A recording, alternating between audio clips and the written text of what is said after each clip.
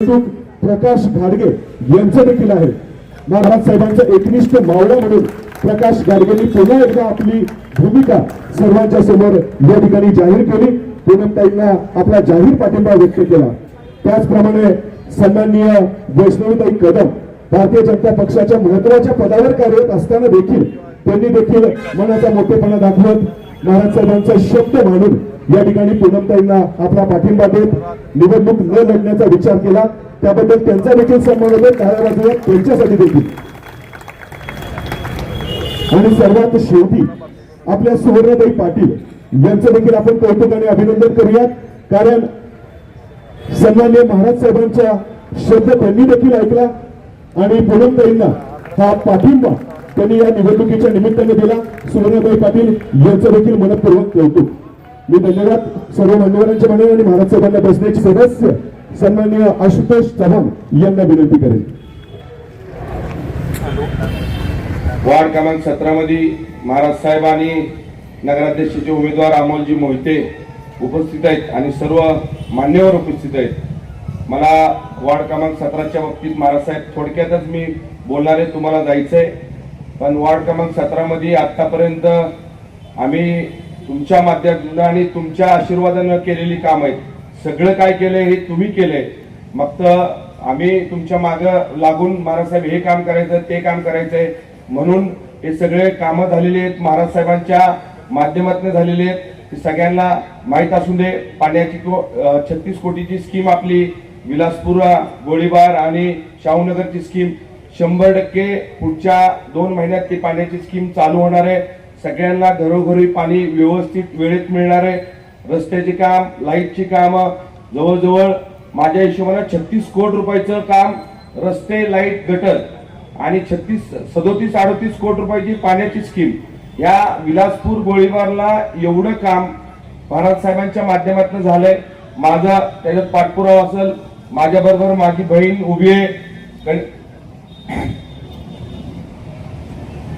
निकमताई, पूनम निकमताई त्या उभे आहेत। यांना बी माझ्यावर 4 वर्ष झाले काम करते, तिला बी प्रचंड बहुमतानं आपण निवडून द्या। मला समोर बसलेल्या सर्व नागरिकांना एवढंच सांगायचंय, उपस्थित असलेल्या सगळ्यांना सांगायचंय, ज्येष्ठ असू दे युवक असू दे, मी तुमचा छोटासा कार्यकर्ता आहे। मी नगरसेवक झालो तुमच्या आशीर्वादाने, 100% महाराजांच्या आशीर्वादाने, तुमच्या आशीर्वादाने नगरसेवक होणार आहे। पण मला एवढंच सांगायचंय, मी कायम कार्यकर्ता म्हणून राहील। नगरसेवक झालो म्हणून मला डोक्यात काही 2 शिंग येणार नाहीत, पण मी 100% मी विलासपूरचा आणि तुमचा फिरोज पठाणे, माझ्यात काही बदल होणार नाही। मी 100% विलासपूरच्या छोट्याच्या कार्यकर्त्याचं, नागरिकाचं, कुणाचंही कुठलंही काम सोडणार नाही। कुठल्याही गोष्टीला मी कुठल्याही गोष्टीला दुजोरा देत नाही। पण मला एवढंच सांगायचंय, मी स्वतः उभा आहे। मी इतक्या वर्ष 4-5 वर्ष काम करतोय। मी समाजसेवक म्हणून काम करत होतो, पण मला उभं करण्यात माझे नेते श्रीमंत छत्रपती शिवेंद्रराजे भोसले महाराज साहेबांच्या माध्यमातून उभं राहतो। काल काहीतरी मला गांधी मैदानावर ठोकलं गेलं, गांधी मैदानावर काहीतरी बोलला दादा, पण दादाला एवढंच सांगायचंय, माझ्या नेत्याने मला धंदा तरी शिकवला, तुम्हाला कुठला धंदाच नाहीये, पण तुम्ही आमची माप काढताय। काढा दादा, आमचं काय म्हणणं नाही, पण माझ्या नेत्याने मला सक्षम केलंय। अमोल मोहिते सारखं, बाळासाहेब खंदारे तिथं उदाहरण आहे। माझ्या नेत्यावर जो असेल त्याची सक्षम सगळ्या गोष्टीचं, आर्थिक असू दे, राजकारणी असू दे, सगळ्या गोष्टीत माझे नेते करू शकतात। म्हणून या जागेवर आम्ही जे उभे हे आमच्या नेत्यामुळे उभे, तुमच्याकडे काहीच नाही, फक्त तुम्हाला बोलायचंच काम आहे। चांगली गोष्ट आहे, तुम्हाला माझ्या शुभेच्छा। चांगलं बोलला माझ्याबद्दल, त्याबद्दल तुम्हाला बी शुभेच्छा। महाराज साहेब, मी कमळ चिन्ह उभा आहे।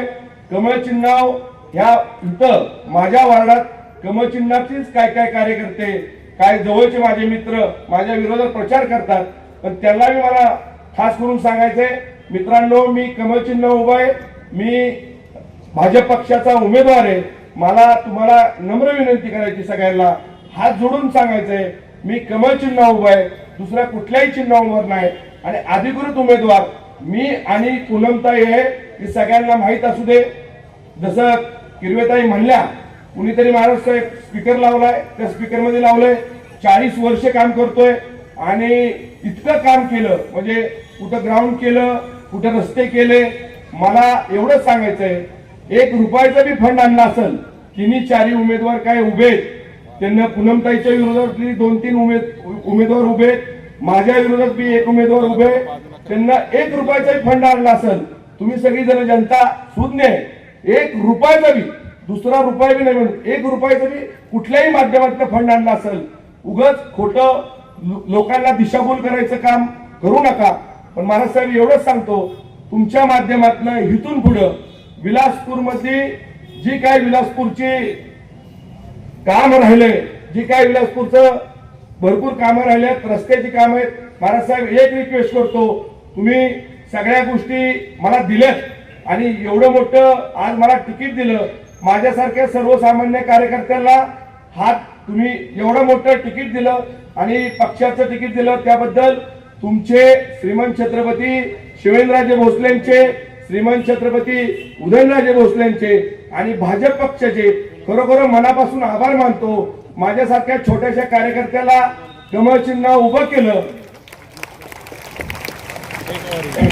आणि मला एवढंच सांगायचंय, या तुमच्या विलासपूरचा फिरोज पठाणे आयुष्यभर तुमच्या पायात राहील.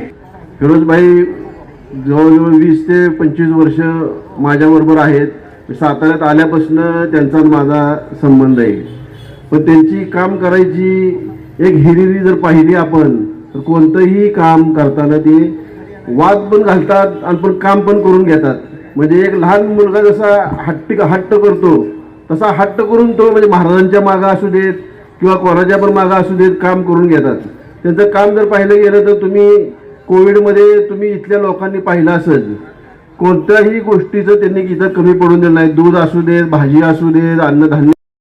आज या सातारा शहरामध्ये भारतीय जनता पार्टी एक हाती सत्ता ही आपली स्थापन करणार आहे, हे चित्र सातारा शहरामध्ये आपल्याला सर्व प्रभागांमध्ये बघायला मिळेल.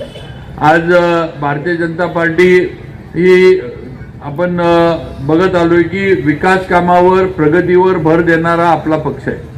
आपल्याला कुठेही म्हणजे नुसतं सत्ता पाहिजे, पदं भोगायची किंवा त्याच्यातनं स्वतःचं काही वाढवत नाही, स्वतःच्या प्रॉपर्ट्या वाढवायच्यात, असं भारतीय जनता पार्टीमध्ये अजिबात होत नाही, चालत नाही. ही वस्तुस्थिती आहे.